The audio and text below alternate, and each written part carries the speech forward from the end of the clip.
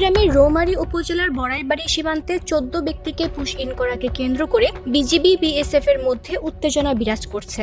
মঙ্গলবার ভোর ৪টার দিকে বড়াইবাড়ি সীমান্তে ১০৬৭ সীমানা পিলারের নোম্যান্সল্যান্ডে এই ঘটনা ঘটে।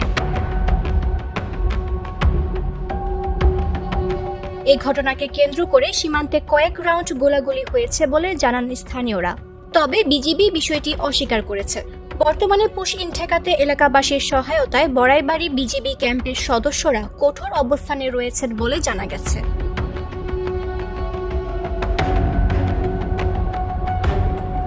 স্থানীয় ও একাধিক সূত্র জানায়, মঙ্গলবার ভোর ৪টার দিকে অবৈধভাবে ১৪ জন নারী পুরুষকে বড়াইবাড়ি সীমান্ত দিয়ে পুশ ইন করে ভারতীয় সীমান্ত রক্ষী বাহিনী বিএসএফ। বিষয়টি বুঝতে পেরে পুশ ইন ঠেকাতে বাধা দেয় বর্ডার গার্ড বাংলাদেশ। এ নিয়ে বিজিবি ও বিএসএফ এর মধ্যে উত্তেজনা সৃষ্টি হয়। পরে বিজিবির পক্ষ থেকে পতাকা বৈঠকের আহ্বান জানানো হলেও বিএসএফ এর পক্ষ থেকে কোনো সাড়া মেলেনি বলে জানা গেছে।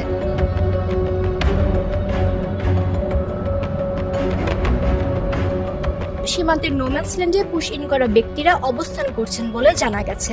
এদের মধ্যে ৯ জন পুরুষ ও ৫ জন নারী। তারা সবাই ভারতের বান্দরবন জেলার বাসিন্দা বলে প্রাথমিকভাবে স্থানীয় সূত্রে জানা গেছে।